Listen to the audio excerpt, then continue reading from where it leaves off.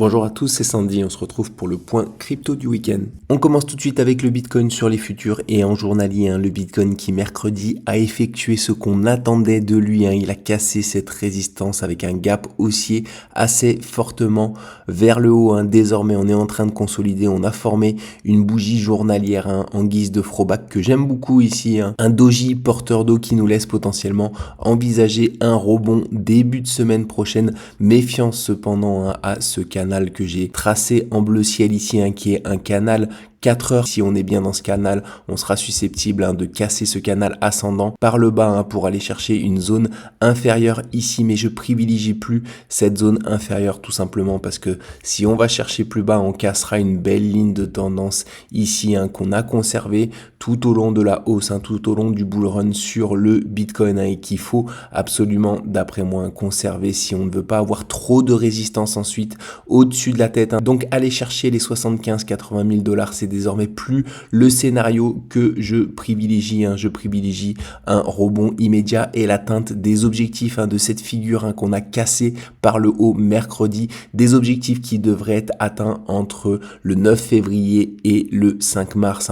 Cette zone d'objectif en plus correspond à une zone de résistance majeure en hebdomadaire qu'on a vu depuis un petit moment, les 108 000 $, et également à cette ligne de tendance hebdomadaire ici en rouge et qui converge avec cette zone. Donc on aura très probablement une réaction ici et une correction à voir ensuite si on franchit cette zone pour repartir sur un nouveau mouvement haussier. Ça va dépendre également des altes. Si on a une belle performance des altes à l'arrivée sur cette zone des 108 000 $, il faudra rester très méfiant sur cette zone parce qu'on sera susceptible d'être sur un nouveau top de marché sur les crypto-monnaies et d'avoir une forte décharge pour initier le vrai bear market. Pour le moment, on n'a pas cette performance des altes digne de ce nom qu'on attend d'un bull run. On va le voir avec la Bitcoin dominance, on est loin des objectifs qu'on vise sur les altes. Donc c'est possible que si on est encore loin des objectifs à l'arrivée ici, on effectue seulement une petite consolidation avant de franchir cette résistance des 108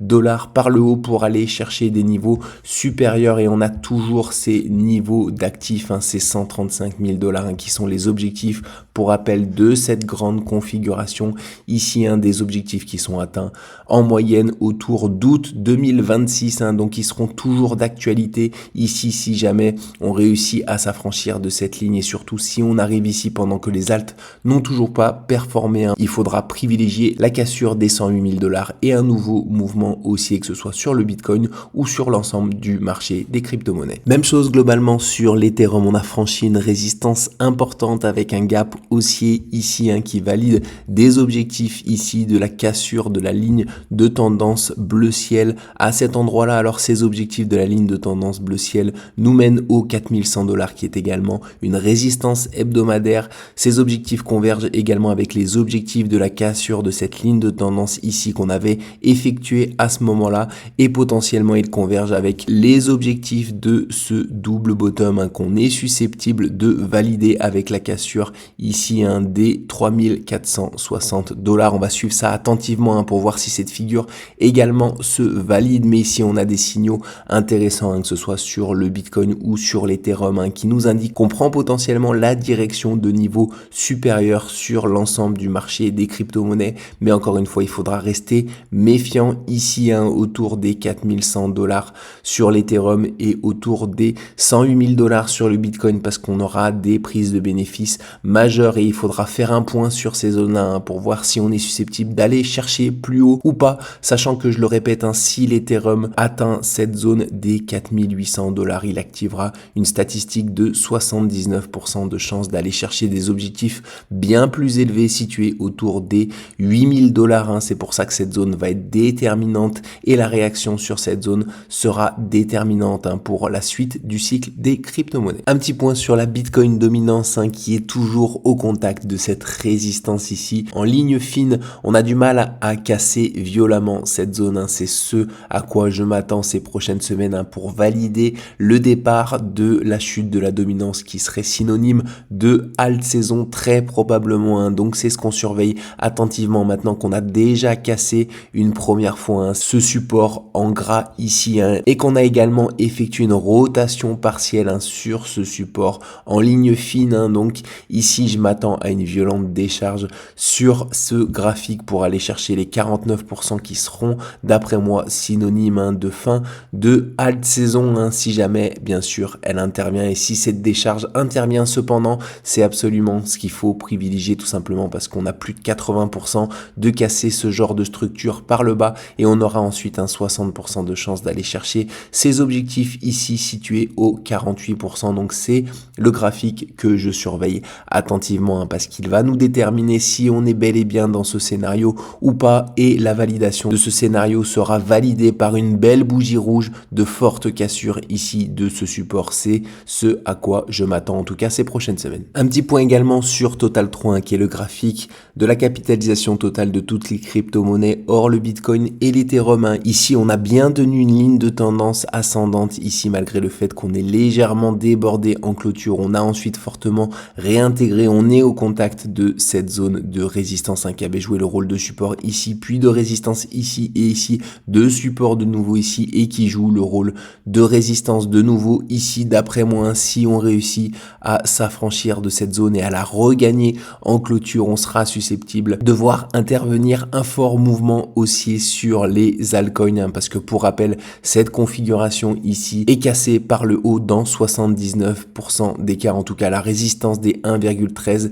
est cassée par le haut dans 79% des cas. On a toujours cette statistique de notre côté et on a des objectifs, hein, situés au 1,54 et au 1,98, hein, qui, s'ils interviennent, devraient nous laisser envisager une forte halte saison, sachant que lors de ces montées ici, on avait eu un x3 sur la plupart des altcoins. Lors de cette montée également ici, on avait une performance de x3 sur tous les altcoins. Si on a une montée qui nous mène même jusqu'à ici, hein, on aura une forte performance des altcoins également, hein. Cependant, ce genre de figure, hein, nous donne souvent, hein, des performances assez importantes, hein, notamment quand on contracte la volatilité juste en dessous de la résistance. Et là, comme on peut le voir, hein, cela semble être le cas depuis plusieurs semaines désormais, hein. Si jamais on contracte violemment cette volatilité et qu'on s'affranchit de cette résistance, on partira potentiellement sur un mouvement violent vers le haut. Ce sera synonyme donc d'une forte halte saison, hein. Donc c'est pour ça que je suis attentivement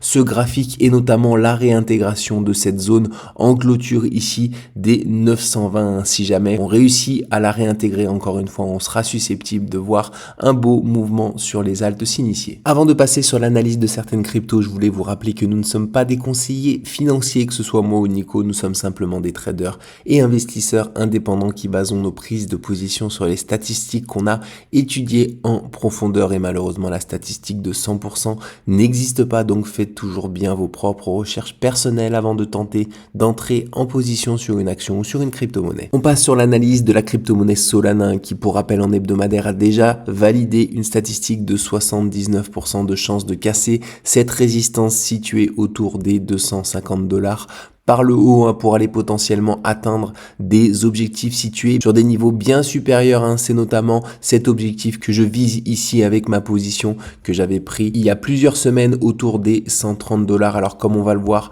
en journalier, Solana qui est actuellement au contact, hein, d'une double résistance, à la fois cette résistance ici descendante et à la fois une résistance horizontale ici, hein. Si jamais on réussit à s'affranchir de cette zone, on sera susceptible de partir sur un fort mouvement qui nous mènera très probablement autour de cette première zone située aux 180 $ sur Solana, sur laquelle on aura de bonnes chances dans un premier temps d'être rejeté, tout simplement parce que c'est une résistance hebdomadaire et ce sera également les objectifs, hein, de cette configuration ici, hein. Donc à voir quelle tournure prendra cette configuration au final, hein, mais on aura probablement des objectifs qui nous mèneront dans cette zone là. C'est ce qu'on va suivre en tout cas sur Solana et ce que je vais suivre attentivement vraiment ici, c'est encore une fois la cassure de cette double résistance ici qui pour le moment nous empêche de continuer le mouvement haussier sur Solana. Un petit point sur PP qu'on avait vu la semaine passée pour vous indiquer qu'on a des signaux positifs sur PP désormais, comme je vous l'avais dit, on a cassé violemment cette double résistance par le haut. J'espérais qu'on maintienne cette zone ici pendant au moins une semaine, ça a été le cas pendant les 2 semaines qui suivent. On maintient pour le moment cette zone, comme je le disais, c'est très important de maintenir cette zone maintenant qu'on l'a violemment cassée par le haut, tout simplement parce que plus on la maintiendra, plus on aura de chances d'enchaîner et de repartir sur un mouvement haussier sur PP. Mais on a fait le plus dur ici sur cette crypto-monnaie en regagnant cette double résistance et en la maintenant pour le moment. Donc à voir si on repart bel et bien sur ce mouvement haussier qu'on attend ou si jamais on perd cette zone ici pour repartir sur une correction et la formation d'une figure peut-être un petit peu plus grande dans le temps. Comme on l'a vu précédemment sur les graphiques Total 3 et BTC Dominance, on est sur une période déterminante, on a une résistance un petit peu de partout, juste au-dessus de notre tête qu'il faudra regagner par le haut si on veut envisager une belle performance des alts, c'est le cas également sur la plupart des alts, on est juste en dessous des résistances qu'on a perdues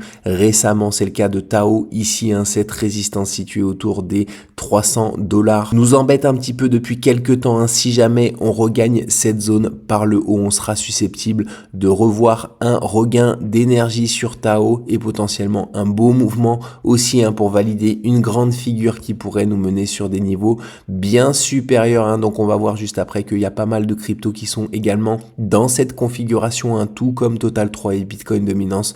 On est juste en dessous de résistances majeures et si jamais on arrive à s'affranchir de ces résistances, on partira potentiellement sur des beaux mouvements haussiers sur la plupart des alts et on aura potentiellement Total 3 et Bitcoin Dominance qui franchiront leur résistance et leur support dans le sens d'une future potentielle alt saison. Donc on va suivre ça attentivement, on est vraiment dans une période très déterminante actuellement. Même chose sur la crypto-monnaie SUI, on avait perdu cette ligne horizontale qui avait joué le rôle de résistance ici puis de support ici, on l'a perdu violemment ici la semaine du 10 novembre 2025. Désormais on est de nouveau au contact de cette zone, pareil que sur Tao et sur la Bitcoin Dominance et Total 3. Si jamais on récupère cette zone, on sera susceptible d'observer un futur mouvement assez haussier sur cette crypto-monnaie. Donc on est vraiment sur une zone également déterminante ici sur SUI, à voir si on réussit à la regagner par le haut pour entamer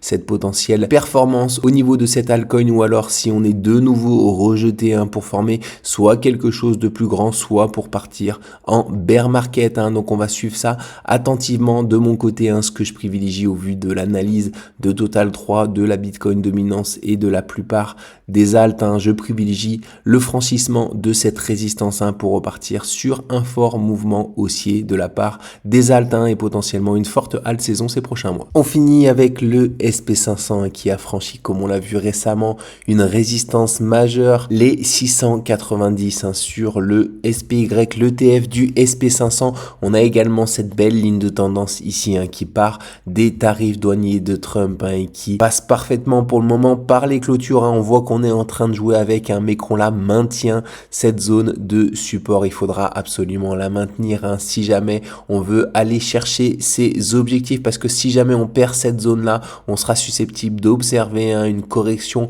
un petit peu plus importante, au moins journalière. Donc il faut rester attentif à bien garder ce support sous le cours. Donc c'est ce qu'on va surveiller attentivement, et ce que je privilégie bien sûr, c'est l'atteinte de cet objectif. Maintenant qu'on a bien cassé cette résistance et qu'on est soutenu par cette ligne de tendance, je m'attends à aller chercher ces prochaines semaines les 728 sur le SPY et même la zone légèrement du dessus, parce qu'on a des objectifs ici qui sont hebdomadaire et mensuel, et on pourrait observer une forte correction en revanche sur cette zone. Donc à voir ainsi tous ces objectifs se valident et qu'on atteint ces prochaines semaines cette zone, ou alors si on perd cette ligne de tendance ascendante et qu'on part sur une consolidation un petit peu plus grande. De mon côté, encore une fois, je privilégie la hausse et l'atteinte de tous ces objectifs ces prochaines semaines.